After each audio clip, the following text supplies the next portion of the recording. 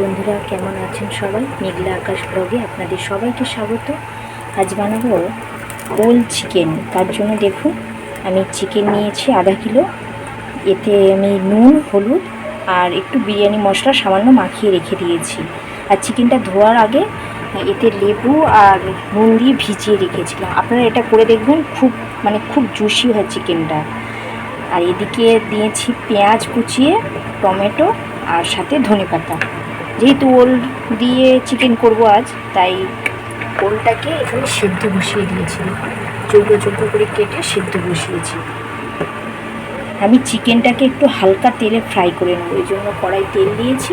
তেলটা গরম হোক, তারপর ফ্রাই করব। আসলে আমাদের বাড়িতে ওল, কচু এই ধরনের রান্নাগুলো এমনি রান্না করলে কেউ খেতে চায় না। এটা চিকেন দিয়ে করলে সবাই খুব ভালো খায়, আর রান্নাটাও দুর্দান্ত হয়। কিন্তু দেখুন, তেলটাও আমার অলরেডি গরম হয়ে গেছে। এবার চিকেনগুলো আস্তে আস্তে দিয়ে দেবো, হালকা করে ফ্রাই করে নেবো। এতে কী হয় বলুন তো, চিকেনটার টেস্টটা কিন্তু ভালো আছে। যেমন আলু চিকেনে দিলে আমরা হালকা যেমন ফ্রাই করে নিই, এটা একটু হালকা করে ফ্রাই করে নেব। দেখুন বন্ধুরা, আমার চিকেনটা কিন্তু ভাজা হয়ে গেছে। আমি কিন্তু এটা হাই ফ্লেমে ভেজেছি, মানে একদম লো করে নিয়েছি, একদম হাই ফ্লেমে ভেজেছি। এটুকুই না, এর থেকে বেশি ভাজার প্রয়োজন নেই।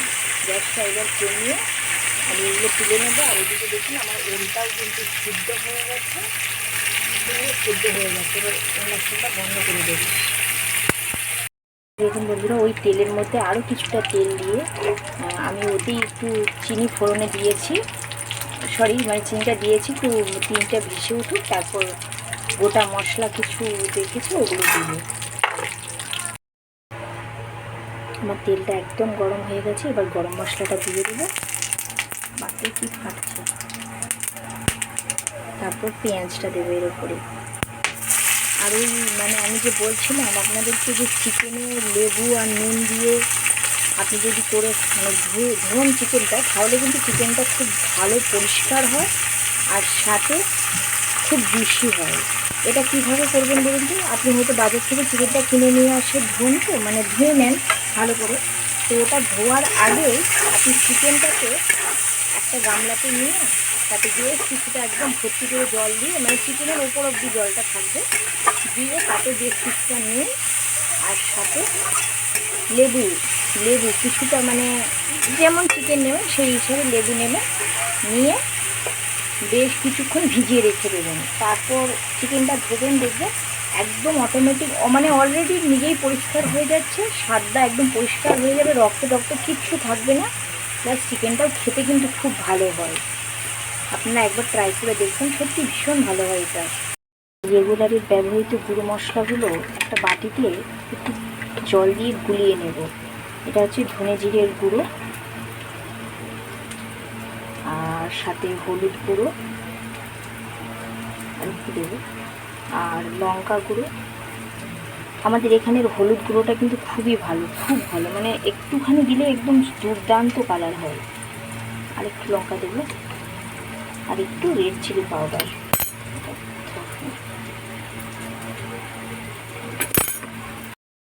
সবগুলো সুন্দরভাবে জল দিয়ে একটু গুলে নেব।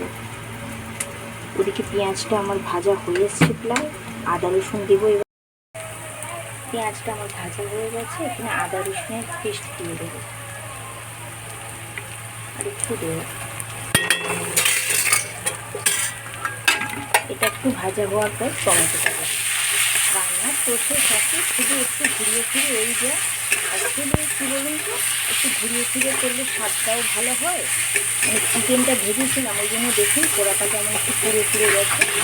এই জাগবে যা হচ্ছে, আমি এতেই মশলার গোলানোটা দিলে ঠিক হয়ে যাবে। এবার টমেটোটা দিয়ে দেবো। আদা রসুনটা ভাজা হয়ে গেছে, একটু নুন দিয়ে সামান্য চাপা দিয়ে দেবো, তাহলে টমেটোটা সুন্দর গলে যাবে। তারপর এই মশলার পেস্টটা দিয়ে চিকেন দেবো। বন্ধুরা, আপনারা মাপটা একবার দেখে নিন। এটা আমার 250 ওল আছে, এটা চিকেনটা আধা কিলো আছে। এবার আপনারা যেমন চিকেন নেবেন সেই হিসাবে ওল, কচু যাই রান্না করুন সেই হিসাবে পরিমাপটা নেবেন। দেখুন, আমার টমেটোগুলো একদম গলে গেছে। এবার আর একটু মানে বাকি আছে। যাই হোক, আমি ততক্ষণ এই গুঁড়ো মশলার পেস্টটা দিয়ে দেবো, যেটা জলে গুলিয়ে রেখেছিলাম সব কিছু দিয়ে।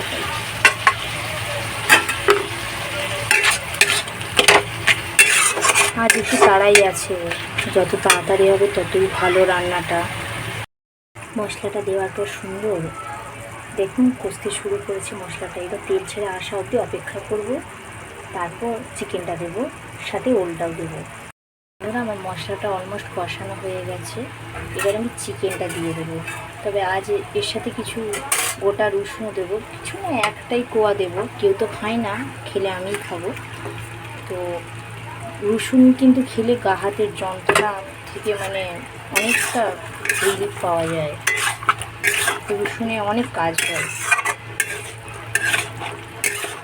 আজ সকালে নাস্তাতে ধোসা বানিয়েছিলাম, মানে আমি অনেকবার ধোসার চেষ্টা করেছি, কিন্তু বহুবার মানে ধোসা আমার একদম হতেই চাইতো না, কিন্তু আজ খুব ভালো হয়েছিল। তবে বিভিন্ন কাজের কারণে আমি আর সময় করে উঠতে পারিনি, তাই ভিডিওও করা হয়নি। অন্যদিন যেদিন করব আপনাদের সাথেও শেয়ার করব। ধোসা আর সাম্বার। আমি রসুনটাও দিয়ে দিয়েছি, এবার চাপা দিয়ে দেবো। বেশ কিছুক্ষণ এটা ধীরে ধীরে একটু বসে কষানো হোক, তারপর ওলটা দেবো। আমি এবার মাংসটা কি পর্যায়ে আছে একবার দেখে নেব। দেখুন মাংসটা সুন্দর কষানো হয়ে গেছে, তেল ছাড়তে শুরু করেছে। আমি এবার এতে সেদ্ধ করে রাখা ওলগুলো দিয়ে দেব। ওলগুলো দিয়ে দিলে আবার কিছুক্ষণ চাপা দিয়ে রাখবো। আমি কিন্তু ওলগুলো একদম সেদ্ধ করে গলিয়ে ফেলিনি, এটা আপনারা অবশ্যই মনে রাখবেন যে ওল একদম সেদ্ধ করে গলিয়ে ফেলার প্রয়োজন নেই। মোটামুটি একটু সেদ্ধ হয়ে গেলে 80% সেদ্ধ হলে আপনারা নামিয়ে নেবেন। আর আমি এখানে যেহেতু মানে ওল কচু এইগুলো গলা কোটানোর বা গলা ধরে যাওয়ার ভয় থাকে, এই জন্য সবসময় সেদ্ধ করে নুন দিয়ে ওই জলটা ফেলে দিই। এবার এটা বসে বসে কষানো হোক, মশলা ওলের সাথে খুব ভালো করে মিশে যায়, তারপর অল্প ধনেপাতা কুচি দিয়ে নামিয়ে নেব। তবে এটা ঝোল করব না, অবশ্যই শুকনো শুকনো করব, এতে করে খেতে আরও দুর্দান্ত হবে। এবার একটু চাপা দিয়ে দেব। বন্ধুরা আমার রান্নাটা অলমোস্ট কমপ্লিট। আমি কিন্তু আজকে গরম মশলা দেবো না, যেহেতু গোটা গরম মশলা দিয়েছি। অতিরিক্ত গরম মশলা খাওয়াটাও ঠিক নয়, এই জন্য তো এতে একটু ধনেপাতা কুচি দিয়ে এবার আর একটু কিছুক্ষণ ঢাকা দিয়ে রেখে নামিয়ে নেব। ওলগুলো একদম সিদ্ধ হয়ে গেছে, একদম ঘাটা ঘাটা হয়ে যাচ্ছে। আজকের মতন এটুকুই, ফিরে আসছি নতুন কোনো ভিডিও নিয়ে আপনাদের কাছে। যদি ভালো লাগে একটা লাইক করে দেবেন, কমেন্ট করলে আরও বেশি খুশি হব। আর আপনারা সবাই সুস্থ থাকবেন, ভালো থাকবেন।